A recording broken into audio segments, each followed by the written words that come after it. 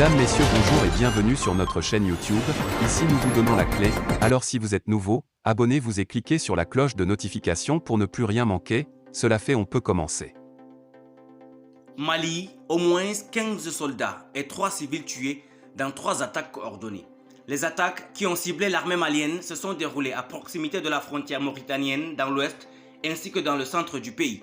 Au moins 15 soldats maliens et 3 civils ont été tués mercredi dans 3 attaques coordonnées et attribuées à des terroristes, ce qui porte à 11 leur nombre en moins d'une semaine au Mali.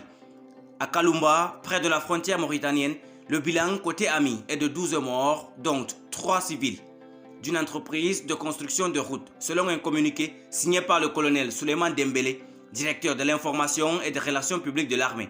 À Sokolo, dans le centre, l'armée fait état de 6 militaires morts et 25 blessés, dont 5 graves.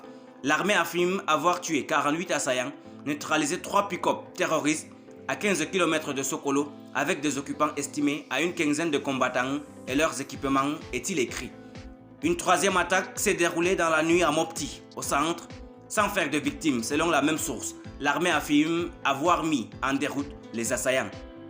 Une série d'attaques. Ces attaques interviennent 5 jours après celle de Kati, au cœur de l'appareil militaire malien, revendiqué par les djihadistes de la Katiba Massina affiliés à Al-Qaïda. Cette attaque suicide commise avec 2 camions piégés avait tué un soldat malien et fait 6 blessés, dont un civil. La veille, une série de raids quasi simultanés attribués à des djihadistes avaient frappé 6 localités différentes du Mali dans les régions de Kouli-Koro, proche de Bamako, ainsi que de Ségou et Mopti au centre. Des hommes armés identifiés par l'armée comme membres de la Katiba Massina affiliés au groupe djihadiste Al-Qaïda avaient attaqué des postes de contrôle, gendarmerie, camps militaires, notamment dans la localité de Kolokani, à une centaine de kilomètres au nord de Bamako. Une première depuis 2012.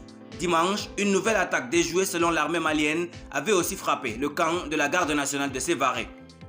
C'est la première fois depuis 2012 que des attaques aussi coordonnées se déroulent en un si nombre de temps, dont certains proches de la capitale.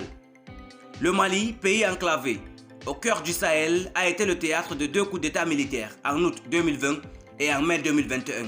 La crise politique va de pair avec une grave crise sécuritaire en cours depuis le déclenchement en 2012 d'insurrections indépendantistes et d'actions djihadistes sanglantes dans le nord.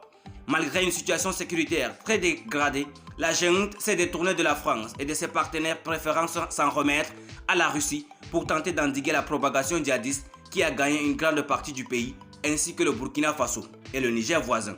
Dans le centre du Mali, les combattants sont âpres entre fantassins, estampillés, groupe de soutien à l'islam et aux musulmans, GSIM, JNIM en arabe, affiliés à Al-Qaïda, et les forces du régime, assistées des supplétifs du groupe de sécurité privé russe Wagner.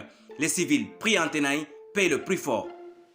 La tension monte dans tout le pays et à Bamako, l'armée qui annonce chaque semaine des bilans humains aussi importants qu'un rival à ses opérations a plusieurs fois annoncé que le groupe djihadiste était aux abois. Dans le communiqué de mercredi, elle parle d'actions désespérées des terroristes qui visent manifestement à faire des coups médiatiques pour masquer les pertes considérables qu'ils subissent depuis plusieurs mois. Mardi, le ministre des Affaires religieuses, des cultes et des coutumes a invité l'ensemble des confessions et associations religieuses à des séances de prière et de bénédiction pour la paix et la stabilité. Merci pour votre aimable attention. Si vous êtes nouveau, n'oubliez pas de cliquer sur la cloche de notification et de vous abonner à la chaîne. Merci, à très bientôt pour une nouvelle vidéo.